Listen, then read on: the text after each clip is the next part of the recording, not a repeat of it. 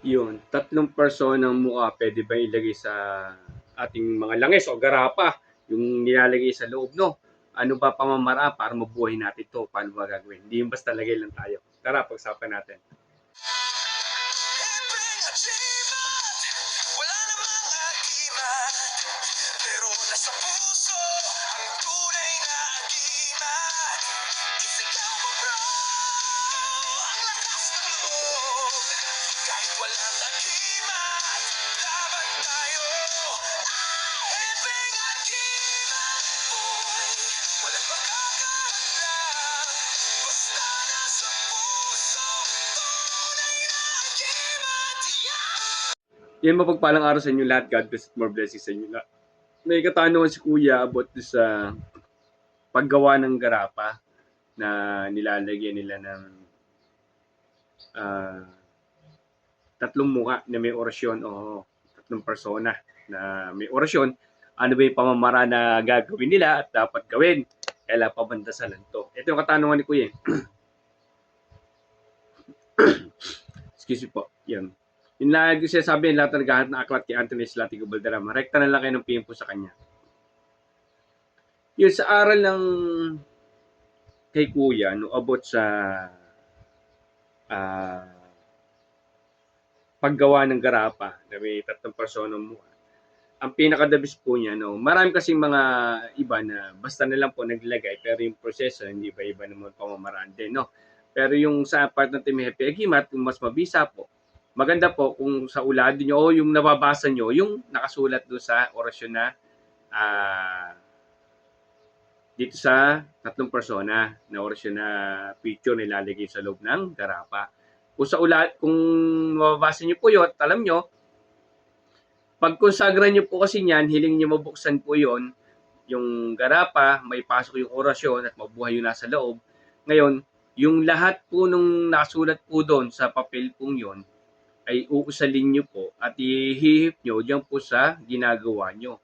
Bukas, tapos uusalin lahat na nakakarga doon, ikakarga niyo po sa bote. Ngayon po, sa part na ganan, sa huli po nagdadagdag tayo ng kuram o kaya po hekdona para mas lalo lumalakas po yung ating paggawa ng gamit, no? At bibigyan ko na rin kayo ng idea sa paggawa po ng gamit habang kayo nagagawa po, magdasal po kayo ama namin sumasampalataya. Tuloy-tuloy po yan hanggang mabuo nyo yung gamit. Ayan, binigyan ko kayo ng idea. Habang nagsasalpa kayo ng mga sangkap, habang nagbabalot kayo ng mga orasyon, habang naglalagay kayo ng tatlong person nilalagay sa loob na gano'n, nagdadasal kayong ama namin sumasampalataya po. Yung ginagawang proseso. Sa pamamaraan ng mga kagimat, nadadagdagan yung namomondo na kayo eh. Namomondo na kayo habang kayo gumagawa. Pag namubunga ng pondo, pag konsagra nyo ngayon, mas malakas yung karga ng inyong gagawin po ngayon. Kasi puno na kayo ng pondo. Pag nagbuga kayo doon, mas malakas po yung birada po niya. Mas madaling bumuhay. No?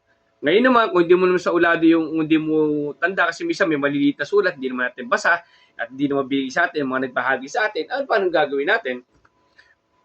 Excuse me. Hilingin mo na sa taas na mabuhay siya, tapos dasalan po siya ng hekdon or kuram, mamimili kayo. Siyam na beses. Siyempre, hindi natin winawala yung ama na sumasampal tayo bagan mo wala natin, natural po yan. At tatlo po. No? Yun po yung lagi mga proseso na ginagawa natin. No?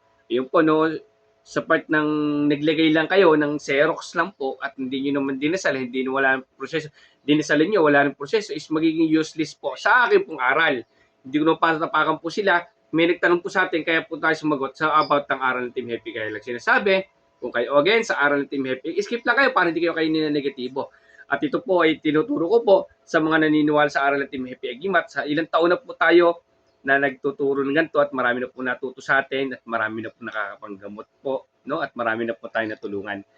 Yan po yung mga part ng pamamaraan ng Team Happy Agimat na sana makatulong po sa inyo. Basta lagi sinasabi ko, linisin ang puso at isip, matuto magpatawad sa lahat na nagkasala. Yan. Yun ang proseso. At saka syempre, bago kayo gumawa ng gamit kasi, mag-cleansing muna kayo mga kagimat. Paglilinis, pagpapatawad, paligo ng may asin, magkuskus ng may asin, di ba? Mamondo, Yan po yung mga part, no? Kailangan po mag-cleansing muna kayo. Siguro kung kayo iba, may gumagambala sa inyo, baklasin nyo muna yung gumagambala sa inyo, i-cleansing nyo muna sarili nyo bago kayo maggawa po. Mag-relax kayo. Yan, para mas mabisa po yung naging natin at marami pong matulungan. Sana po yung marami pong matulungan yung mga ginagawa nyo langis sa pamagitan ng araw ng Team Happy Agimat at siyempre pagtawag sa tatlong persona, ang Diyos Ama, Diyos Anak, Diyos Espiritu Santo. Yan, no? Okay? Sa ganun ulit, kuya, no? Kung hindi mo sa ulado, kahit doon na kaya ko na lamang iyan mo, kung hindi mo mabasa yung mga sulat. Pero kung sa ulado mo, para mas mabisa, iuusad mo lahat yun doon. Tamang proseso, bukas, pasok, sara. Okay, salamat. God bless sa iyo.